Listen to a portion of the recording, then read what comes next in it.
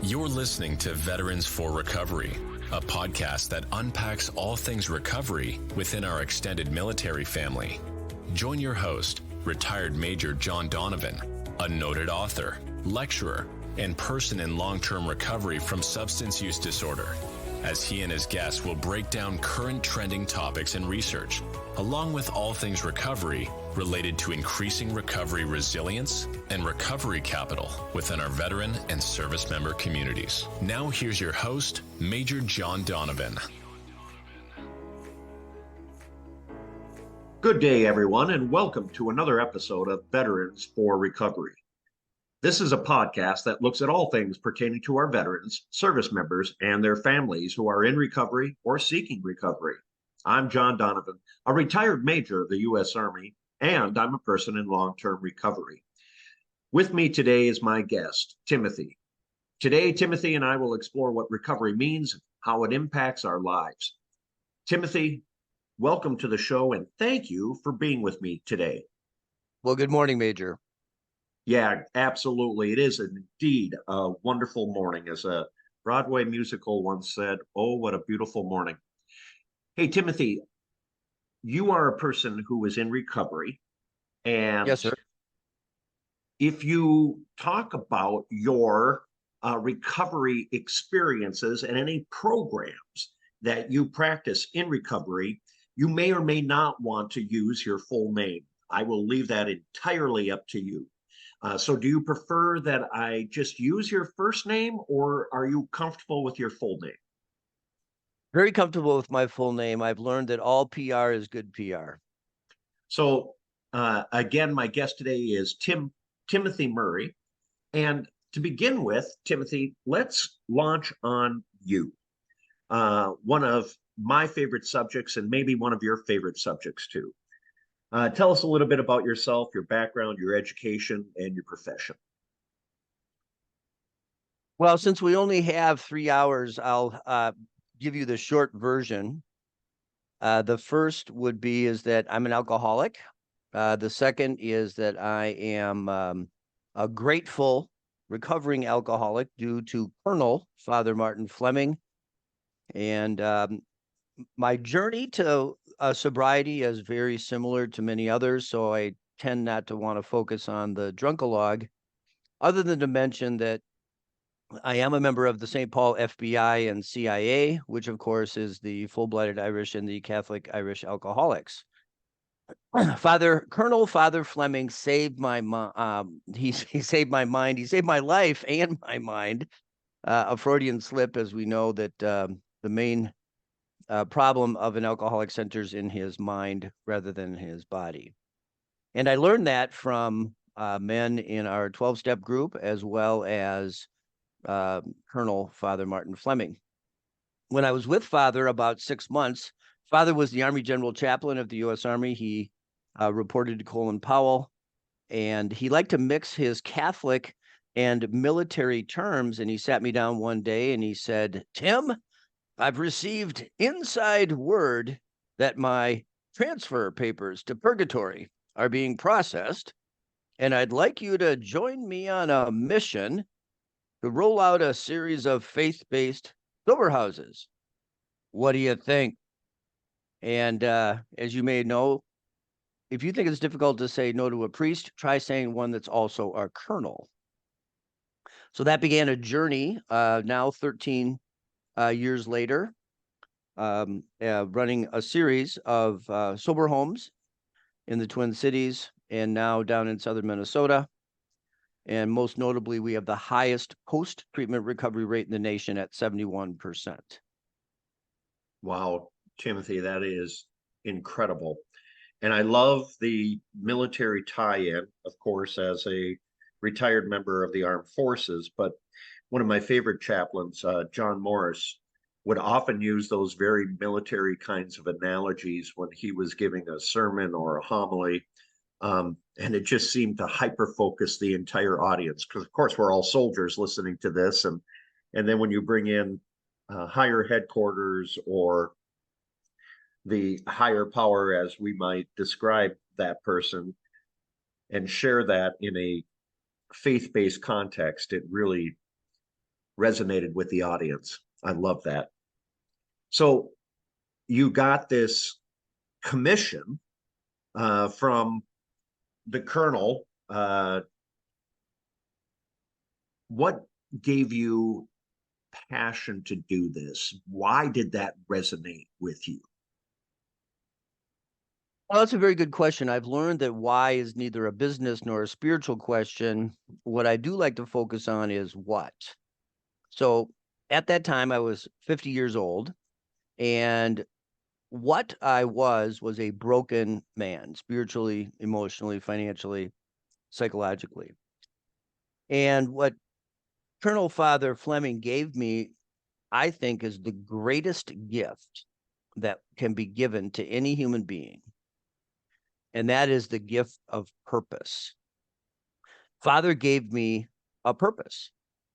And as random and as haphazard and as serendipitous as many of us may think our lives are, in one galvanizing moment, it became crystal clear to me that for the first 50 years of my life, I was being perfectly prepared for the mission that Father was going to set me upon. In my role as executive director and chief running mouth of this organization, my purpose is to help men achieve their goals of sobriety. And therefore, it became very easy for me to decide what do I pursue and what do I say no to. I learned that no, Major, who knew this, is a complete sentence. And so my purpose in life became extremely clear. And at first, I was not really wild about this idea of helping drunks. And because, back when I used to be who I thought I was, Major, I was a big deal. And if you didn't think so, just ask me, I would have told you. And so I asked Father, I said, Father, if you give me one really good reason why I should do this mission that you're asking me, I'll do it. And of course he did. He just paused and he said, Tim, I would like you to do unto others as I have done unto you. Don't you just hate it when somebody puts you in a box like that fast? So it's been nothing but an absolute joy. And I find myself having boundless energy. I have literally not had a bad day in 13 years, as ludicrous as that may sound. And I think that to the best of my ability, I'm operating in the 12-step context of the 11th step, which is I am attempting to every day align my will with what we might understand to be God's will. And that results in marching through life like a hot knife through butter. That's beautiful. And I can attest, and you have been an inspiration and hope for me, because I have worked with a little bit with you on a couple of projects, and I love your ability to lift and shift, not get sucked into the quagmire, but really rise above it. And if I can summarize what I have seen and witnessed, it is we're running a roadblock here. This is God's message to me that this is not the right path. Thus and therefore, I need to focus my energies in a different direction and see where that goes. If doors or windows open on that path, I interpret that as God's will. If doors and windows are shut on that path, I need to lift and shift to yet another path. Is that a fair summation of the philosophy? It is. Father used the term inspired in reflection, confirmed in action. So in our 12-step program, that just simply means, hey, I've got an idea of what I think I'm supposed to do. And, many of us have a lot of ideas, Major, many, many ideas. Some of them are actually good. So inspired in reflection means asking, what is it that is your will for me? Now, confirmed in action simply means follow the traction.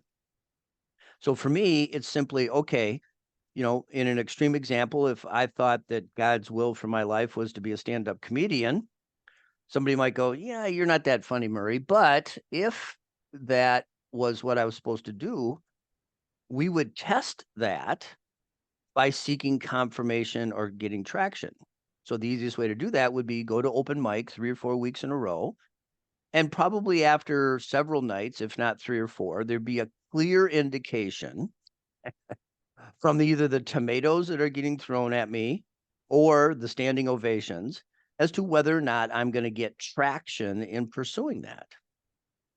So what I've done to the best of my ability is I just simply follow the traction, particularly when I'm dead set confident that this is absolutely the right thing to be doing and I get attached to an outcome.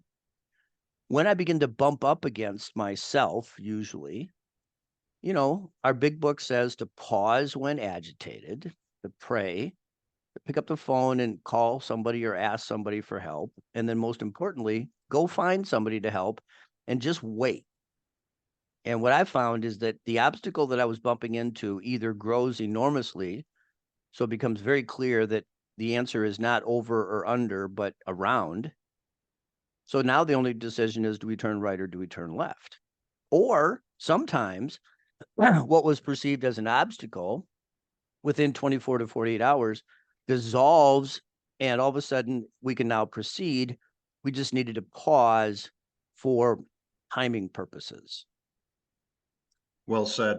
Well said indeed. And there was something that you said a couple minutes ago that made me think of Viktor Frankl. You're probably familiar with Man's Search for Meaning. And you Yes. mentioned that this project gave you purpose. That is so true with our military audience, especially for the guys and gals that I see who are new in recovery, because for so long, being attached to the armed forces, they had purpose, they had direction, they had a lot of direction, right? There was an NCO or an officer was probably constantly telling them what to do. But also on a spiritual level, you are connected to something that is bigger than you. You're involved in an operation, you are involved in an organization, and the stuff that you do matters. It matters on a large scale in terms of the success of the mission, but it also sometimes can resonate and have purpose in terms of mission urgency. To be real blunt, that the stuff that I do may cause others to live, or if I don't do my job, it may cause others to become injured or worse. And so there is this incredible sense of importance in the work that they do. And I find that oftentimes being able to lift and shift that kind of idea or that philosophy to recovery can be instrumental and monumental in terms of redirecting that passion to their new life in recovery. That I'll often say, if you want to be successful in recovery, just devote as much time and energy as you did to the problem, and you will be 100% successful. Joe Walsh, who is a Gold Star family member, and for our listeners who may not be familiar with that term, a Gold Star family member is a family member who had a mother or father who perished in the line of duty. And Joe Walsh, the famous guitarist from the Eagles, is a Gold Star family member. And he's also a person in long-term recovery. I just recently was listening to an interview with him where he said, for a while, the alcohol was working for me, but then eventually I ended up working for the alcohol. And when we can lift and shift that purpose, as Viktor Frankl will say, search for meaning, that meaning that gives me purpose and direction, it makes our life so much fuller and really sets a person up for success in their recovery journey. Now, having said all that, you are working with military members. You have a task, you have a purpose in regard to our service members and veterans. Can you tell our listeners a little bit about that, Timothy? Certainly. And I like your term lift and shift. In my lexicon, I tend to use the word pivot. And either of those is a good description of what we have now calling Bravo Zulu House. For your listeners, they may be interested in looking at bravozuluhouse.org. And Bravo Zulu House is an all military sober house that will be open in late 2024. And it was born out of precisely this need to lift and shift. During COVID, Trinity Sober Homes, which is the organization that we named honoring Father Fleming's faith background, we had expanded to 4 buildings with 50 total beds, all beautiful residential homes. We had served over 400 men, but our primary client or referral source was Hazelden. And during COVID, that referral stream dried up to basically a trickle. And we became embarrassingly aware that we had over-relied on one single referral source for 90% of our referrals. Shame on us from a business standpoint, a single customer dilemma. And so we set about trying to learn, well, who else has problems out there with sobriety that we could help? And I'm also a little bit embarrassed to say that it took me 13 years to come back to the beginning, which is, I'm pretty sure, if Father Fleming, who passed in 2018 at the young age of 92, if I would have gone to him and said, hey, we've got this challenge, he probably would have just said, Tim, what are we doing for our military brothers? Instead, it took me 6 months and some strategic planning and a bunch of outside people to help me see that the root cause, we believe, of military suicides is lack of sobriety. And some people wrinkle their nose or raise an eyebrow at that, and the logic goes something like this. The vast majority, as you know, of the men and women who are committing suicide on a daily basis, virtually all of them have some form of PTSD or other mental health related illnesses. And the VA has their own numbers that shows that 70 to 90% of all veterans suffering with PTSD self-admit to abusing drugs and alcohol as a coping mechanism to deal with their PTSD. So to us, it seems like, well, wait a second. If you're trying to help a veteran with PTSD counseling while they're drunk or high or hungover or all three, would appear to be a effort in futility for those of us who have been drunk, high, hungover, or all three, and that maybe we should try to get these guys sober first and then help them. So I started poking around, and only to find out the virtual paucity or dearth or lack of sobriety programs in and around our military health services. So knowing what Father would want me to do, he most likely, if I were to mimic what he would say, would be something like, so Tim, are you going to complain about it or are you going to do something about it? So we decided to do something about it. So we have now created Bravo Zulu House. It will be the first of its kind in the country, where we will be addressing for military veterans coming out of treatment, simultaneously addressing their PTSD with mental health related services, while also assisting them in finding a new life in sobriety in a sober house environment. Incredible. Incredible. I love the notion about complaint. I just read recently, complaining is not an action step. And a mentor of mine used to say, John, you can bring me a turd. You can put it on my desk, but you damn well better bring a shovel. It's not enough to just identify problems. You got to identify solutions. And it sounds to me, Tim, that that's exactly what you're doing, is identifying a solution. Now, we often talk about, you and I offline, the nexus between homelessness, suicide, and substance use disorder. And they do seem to be connected. We see a vast majority of our veterans who are homeless suffering from substance use disorder. We see a vast majority of our veterans who are successful in their suicides who've had a history of substance use disorder. But I think part of this also goes to something that we often talk about in the area of addiction, and that is the opposite of addiction isn't necessarily sobriety, it's connection. And that with your sober home, that's what you're doing. You're reconnecting soldiers to soldiers. They say that addiction flourishes in isolation. And so the antidote to that isolation is connection or community. What are your thoughts on that?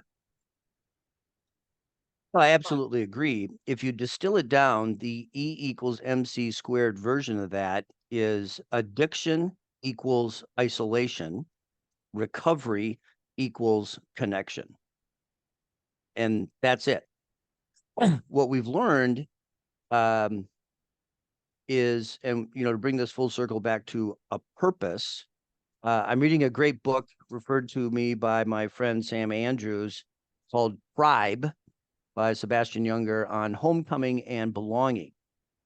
And what Sam has been helping me better understand is this lack of purpose is really at the root cause of not only, veteran homelessness, but it's a path to get to homelessness. And the problem is actually much, much bigger. Think of homeless veterans as the tip of the iceberg, and underneath the water are literally hundreds of thousands of veterans struggling with trying to find a new purpose and a new sense of belonging. Just to put in perspective, John, last year, according to the National Institute of Health, 3 million people went to treatment last year. 3 million. Those 3 million people went to one of 15,000 treatment centers in the US. Of those 3 million people, it's estimated roughly 12% are veterans. That means 360,000 veterans went to treatment last year. Now, this disease, as you know, tends to affect men to women about a 2-to-1 ratio. That means 240,000 male veterans, average age 43, went to treatment last year, or said another way, 20,000 veterans, men veterans, a month, 20,000 a month are coming out of treatment, and 20,000 a month will keep coming out of treatment until the horizon, at least for the next 10 years based on the current demographics. 20,000 men a month are coming out of treatment. So if you want to know, John, where the ground zero, where is the root of veteran homelessness? It's the day that vet walks out of treatment with no place to go. There are virtually no all-military sober houses in this country. I've stopped asking why that is. We're just going to do something about it. There are a few places here and there, but the reality is that none of them take this dual diagnosis approach, which says, look, sure, you went to treatment, but as we were talking about before, great. Now, 30 days later, you're stark raving sober. And what are we going to do to help these guys? Treatment centers tend to not focus on the emotional, mental health, or in this case, PTSD related, simply because that's not their primary mission. Their mission is a substance use disorder treatment facility. Well, that's great, but the cake's only half done when it comes out. Yeah, I fear that sometimes we focus on teaching somebody how to stay sober in a 30-day program, and that doesn't necessarily translate when they exit. And I think that might be part of the reason why we see so many times, well, this is my 6th treatment. This is my 7th treatment. This is my 8th treatment. because I become comfortable with that treatment setting. I know the left and right limits. I know the parameters. I know the talk. I know how to conduct myself because I've been educated in that. What I haven't been educated in is how to successfully navigate that sober environment post-treatment. And a sober home, I think, would provide those left and right limits, those guardrails, that environment that would be conducive to long-term recovery. Your thoughts on that? Well, sober housing is a fairly common bridge to go from treatment to, let's call it being mainstreamed in life. For those who are unfamiliar with recovery, most people can relate to the fact that they're either dominantly right or left-handed. So, John, which are you, dominantly right or left-handed? Right. So if I were to ask you to just humor me right now, take a pen and put it in your left hand and piece of paper and just start to write your first name. What are the Yeah, feelings that it would be go ahead? painful. Yeah. Painful. So what are the feelings that come to mind as you're attempting to make that J and then that O? What are the emotions that are going through your mind and what actions are you thinking about taking? I'm inadequate. I am incompetent. Holy cow, I'm 60 years old and I can't even do a simple task that I learned back in kindergarten. And you're probably fighting every notion in your body to switch over to your right hand to write it because you know you can do it that way. Because I feel incredibly comfortable with that. So what I try to explain to people who are not familiar with recovery is that's exactly what early recovery is like for most alcoholics and addicts.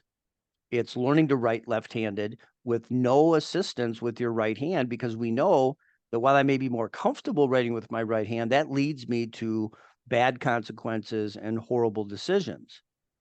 And so now, if we check in with you, John, a year later, if you for some reason had an accident that did not allow you to write with your right hand, how much better do you think you'd be writing with your left hand?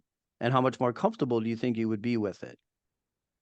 With concerted effort and daily application, I probably would have gotten to the level of a first, second grader, and working on my cursive. Probably would call it passable, and allowing you to be functional with communicating in writing versus the crayon scribble that you probably had in your first week or even first month of writing left-handed. So Agreed. again, for your audience, it's probably becomes crystal clear that the metaphor or the analogy is it takes a while. And, you know, what I learned was, and I know, John, you're a sharp man, so I know you're going to get this, but so I got sober when I was 50. Now, here's the tough question. You ready? How long do you think it took me to get to be 50 years old? About 50 years? See, I knew you could get this one. So if it took me 50 years, so that's 50 years of habituation, 50 years of writing right-handed, 50 years of grooving certain habits, would a reasonable person actually think that going to a 30-day program would be sufficient enough to completely undo all of those bad habits and learn to write left-handed perfectly so that I could walk out there and go, I'm cured and I'm good? Absolutely not. And yet, I got to tell you, I was one of those people who thought that would be true. I'll just go to treatment. 30 days later, I'm a smart guy. I've gotten a lot of things done in my career. I can do this. So for many of us, we just have to learn sometimes the hard way. Some people are frankly a little bit sharper and they get off the elevator at a higher floor. I was the stubborn Irishman that needed to go all the way to the basement. So when I came upon Father Fleming, you know, I was living in my car and had lost all the things that I didn't think I could lose when I first started this journey. And the result has been to build a life based around these 12 steps. And I spent 3 years in sober housing with Father. First year was in a different sober house. And then the last 2 years, Father would say to you, you know, Major, the 2 years that Tim spent with me were the longest 10 years of my life. And yet it was beneficial clearly for both of us. So what we're attempting to do with Bravo Zulu House is simply create an environment, particularly for our military brothers who might feel uncomfortable going to an all-civilian sober house. So they don't need to be with corporate weenie types like Tim Murray, who got his feelings hurt in a frickin' staff meeting compared to the combat stuff I've seen. So we want to make sure that those guys have an environment where they feel like they're, we want to basically say, welcome home. You belong here, and we're going to help you find a new purpose. And in the meantime, your purpose is the man to the bedroom on the right and on the left. Tim, I love that. We are coming to the end of our show. Parting thoughts, alibis. What is it that you would like our listeners to walk away with? Well, first, if you're a person that is struggling with drugs and alcohol, ask for help. There's a lot of us out there who want to help you, and you may be embarrassed by it. For those of you who have a loved one, I encourage you to participate and get involved with Al-Anon. And for those who want to help us, you can go to bravozuluhouse.org and look on the opportunities for helping, which might mean prayer, it might mean support, or it might mean sharing your treasure with us. Outstanding. Mr. Murray, Timothy Murray, our guest today, what an absolute pleasure it has been talking with you. It was a fascinating conversation. And to our listeners, thank you for spending a little time with us to learn more about Veterans for Recovery. This has been a podcast of the Coming Home Well Network. Until next time, be well, think well, do well. This is Major John Donovan signing off. You've been listening to Veterans for Recovery, a Coming Home Well podcast. We value your feedback. Please be sure to leave a review. Share and download this episode. We thank our veterans and service members for your service to our country. We thank our friends and families for their support. And thank you for listening to Veterans for Recovery.